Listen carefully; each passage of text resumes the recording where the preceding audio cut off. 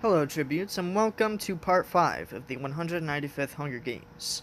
Before we begin, I'd like to thank Christian Blanco and Lauren McCouch for inspiring me to make this series. Without y'all, this series would not exist, and therefore this video would not exist. And also thank you to Andrew McLean for producing a lot of the art featured in my videos. I think this part will also pretty much have 0% of his art, opting to have all pictures from Google, just like the previous part. But that's besides the point. I still want to thank him for making the art used in other parts of this series. Anyways, yeah, that's it. So let's get into part 5 of the 195th Hunger Games. Back in the 6 to 12 arena, the guards wanted to do something to punish the victors involved with breaking Almenio out of prison. In the 6 to 12 arena, the only tributes who were mentored by perpetrators of Almenio's escape were Blair from 1, Dallara from 3, and Lisa from 10. Meanwhile, in the 60+ arena, the only tributes mentored by victors who broke Almenio out were Lisbetta from 10 and Rin from 12. It was at this point that it was decided by peacekeepers that the trackers of these tributes would be detonated. In the 6 to 12 arena, President Flickerman's voice said on the loudspeakers in the arena that the capital sees everything. After this, Dallara's tracker was detonated first. When Dallara's tracker was detonated, Charlotte, Catherine, and Sophie's screams could be heard throughout the arena. Some of Dallara's blood rained over the still nearby tributes from 9, Barlon, Tef, and Panutena. This caused the trio from 9 to scream as well. After Dallara's tracker was detonated, Lisa's tracker was detonated next. This caused the careers to freak out and look between each other, hoping they wouldn't be the next to go. Just then, Blair's tracker was detonated. This caused the careers to freak out even more, as they had just voted Blair in as the new leader of the careers. After these 3 trackers were detonated, however, the capital fell silent as the careers continued to panic. As this occurred, the outliers from 9 watched the anti-careers from over the peak of a nearby hill. As this was occurring, the anti-careers stopped for a moment on how they could easily pick off their big competition down at the cornucopia. They were going to need some help if they were going to take on the careers. Just then, they remembered that they had heard the 9s screaming still somewhat nearby. Meanwhile, in the 60+ arena, it was time for the trackers to be detonated here. President Flickerman came onto the comms and stated the same ominous things he said in the 6 to 12 arena. Just then, Lisbetta's tracker was detonated first. This caused the careers to scream and start to panic. Castor and Hux even let out pained and exasperated gasps for air as they panicked over the death of Lisbetta. Just then, Rin's tracker was also detonated, causing the panicking to get worse. Because of the much worse panicking by the entire Career Alliance, Castor and Hux both fell to the ground, shaking and convulsing on the ground until their cannon sounded. At this point, it was down to the top 6 in the 60+ arena. The top 6 consisted of Finch from 5, Antiman from 5, Eucalyptina from 7, Figs from 7, Tessera from 9, and Odo from 15. At this point, the tributes could hear groaning in the distance. Just then, zombies burst through the doors and windows of the building and began chasing tributes back to the cornucopia. As they ran, Odo tripped and fell to the ground. Finch, Antiman, and Tessera looked behind, with Tessera even almost running back to him to help him. Tessera was stopped by Antiman, however. Antiman stated that the zombies were already pinning Odo down and that there was no hope for him. Tessera nodded sadly as Odo's screams and cannon were heard in the distance. As Finch, Anti-Man, and Tessera continued to run back to the cornucopia, Tessera cried about Odo's death. Because Odo was the oldest member of the Alliance left, he became a close friend and wise mentor to the other members of the Alliance. When the trio got to the cornucopia, they climbed on top of the structure and waited for Eucalyptina and Figs to arrive. As the pair from Seven were within sight of the cornucopia, the zombies caught up to Figs, tackling him to the ground. Figs' screams were eventually silenced by his cannon sounding as Eucalyptina climbed on top of the cornucopia. As Eucalyptina got on top of the cornucopia, she immediately stabbed Tessera in the back. Eucalyptina then took her sword out of Tessera's back and went in for another swing. Due to adrenaline, Tessera stayed standing and grabbed her sword, stabbing Eucalyptina in the brain, sounding her cannon immediately. Immediately after Eucalyptina's cannon sounded, Tessera fell to the ground, also dead, having been killed by Eucalyptina. At that point, it was just Finch and Anti-Man left in the games. When the pair realized this, they quickly pulled each other into a hug. Just then, Finch's body went limp in Anti-Man's arms. As Anti-Man let her go and she fell to the ground, her cannon sounded.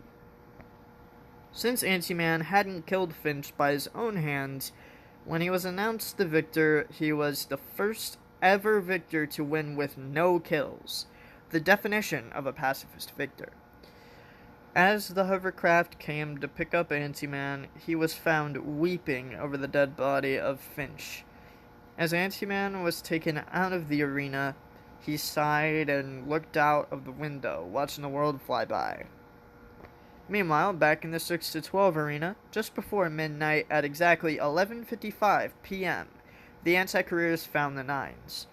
Barlon and Tef prepared to defend Panatena until Charlotte stated that the two groups should team up in order to take down the careers, continuing by stating that if they didn't team up, then the careers could easily take them down. Barlon, Tef, and Panatena thought for a moment before Tef stepped forward. Tef said that as long as the anti-careers help protect his sister, he would be happy to join them. Barlon and Panatena would also agree to this under the same terms. Charlotte, Sophie, and Catherine would agree to these terms, and the group went back to the anti-career camp that was overlooking the careers. Tef suggested that they could pick one of them off right now, pointing out that Jeremy was on watch at the time. The group asked how they would do this, to which Panatena revealed an ace she had hidden up her sleeve. She then took out a bow and arrow she had just about managed to snag from the cornucopia, which surprised everyone, even Tevin Barlon. Panatena gave the bow and arrow to Catherine, who seemed to be able to use the weapon. Catherine would take the bow and arrow and look down at the career camp.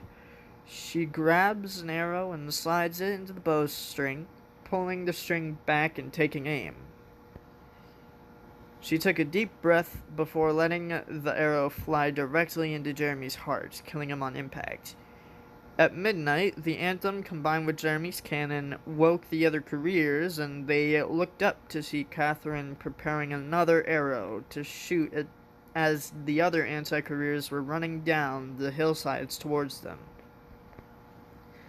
The careers didn't have a good enough long-range weapon to fight back, and so they couldn't fight back against Catherine. All they could hope for was that Catherine would miss them.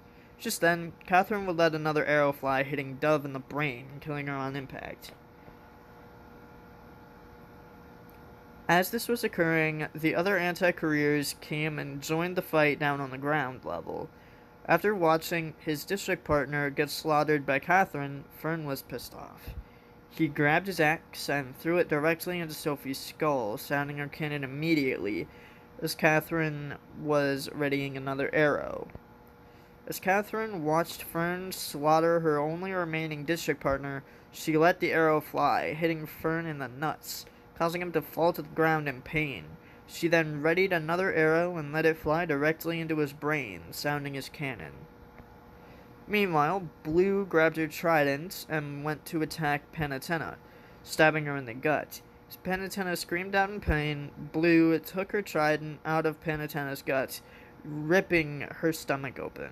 As Panatena fell, however, before Panatena's cannon sounded, Tef stabbed Blue in the heart while she was still distracted.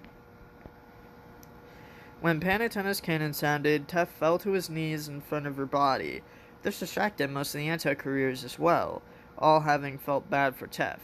Just then, Brass, the only remaining courier, snuck up behind Tef whilst he was distracted and decapitated him with his sword.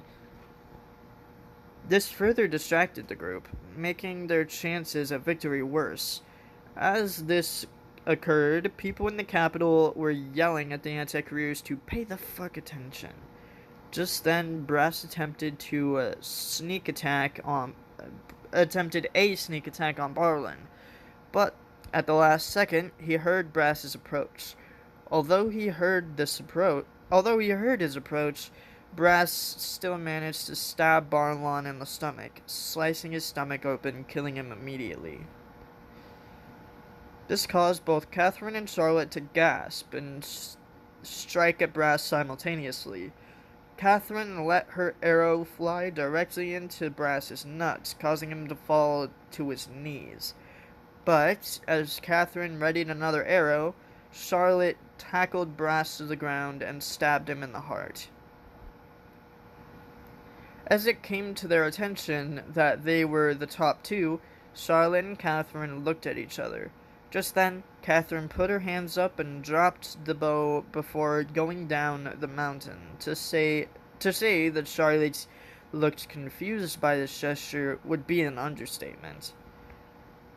When Catherine got down to the bottom of the hill and stood with Charlotte, she told Charlotte that she wanted to give her a fair chance to fight back, grabbing Brass's sword. Charlotte and Catherine then glared at each other and started to circle each other. Eventually, Catherine ran in to strike. Charlotte easily dodged this attack, however, being much quicker than Catherine. Charlotte then ducked down and swiped her sword across Catherine's legs, knocking her down to the ground. Charlotte then yelled that she didn't want to kill Catherine, but she gave her no choice. Catherine then smiled and accepted her fate, putting her arms out to her side and taking Charlotte's sword to the heart, sounding her cannon immediately.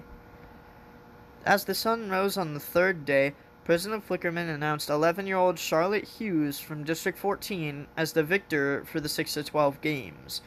As this announcement was made, Charlotte burst into tears. She had killed 3 different tributes, Current from 4, Brass from 1, and Catherine from 15.